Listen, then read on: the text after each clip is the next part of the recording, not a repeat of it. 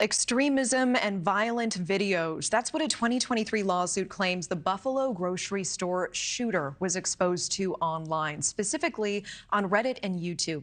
Peyton Gendron was sentenced to life in prison for the 2022 shooting where he killed 10 people. We do want to bring in Garnell Whitfield now, whose mother was killed by Gendron. Garnell, I'm so sorry for your loss. Thank you so much for speaking with us about this tonight. Thank you for having me. Garnell, I want to start with your mother. I know she was 86 when she was killed. Can you tell us what you'd like us to know about her, what it's been like without her? Well, I mean, my mother was the epitome of what mothers are to all of us. My mother loved us unconditionally. She was the matriarch of our family. She was a caretaker for her husband of 68 years, and we miss her terribly. Yeah, certainly. And you have said that these are not lone wolf attacks because racism still exists. Explain that to me, and how do you think we fix this problem? Well, I mean, obviously, there were many things that contributed to his radicalization, not just the social media, the gun industry, but many other things within our society that are systemically a part of our society that we've been fighting against for a very, very long time.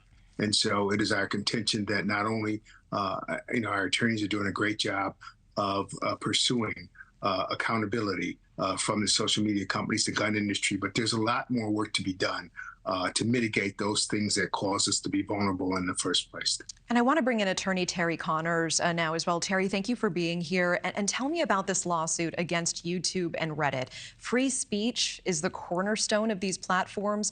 Is there a point where companies need to be held responsible for the hate speech that is featured on their sites? Well, there absolutely is. And the point you make about free speech and the protected First Amendment doesn't apply here, because when it's hate speech or when it's speech that promotes racism and terrorism and this type of hate and misconduct, that doesn't enjoy the protection of the First Amendment.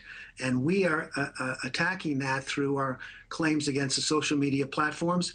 And it's an interesting time for this inquiry, because just a few weeks ago, the presiding justice indicated that the motions to dismiss that were filed by the social media industry were denied. And so now it's on to the next stage of the litigation in what is going to prove to be landmark litigation. Garnell, back over to you. We know that the shooter was on other sites, 4chan, Discord, Twitch, and also in his manifesto, he cited an article specifically about interracial violence written by a University of Notre Dame professor, John Gasky. That article is still online. Why just focus on YouTube and Reddit in this lawsuit? Right now, those are the principles that we're focusing on. But as I said before, this lawsuit is much larger, much bigger issue than just what you see in the lawsuit.